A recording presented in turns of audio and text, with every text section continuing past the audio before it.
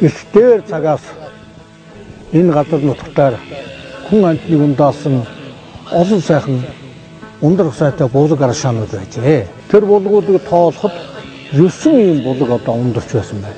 Тийм учраас энэ газар нутгийг 9 булаг гэж нэрлсэн түүхтэй. Тэр цагаас хойш засагтааны урсад энэ газар нутагт үе олноороо сууршиж сайхан аж төрж амьдарч ирсэн ийм түүхтэй нутаг минь.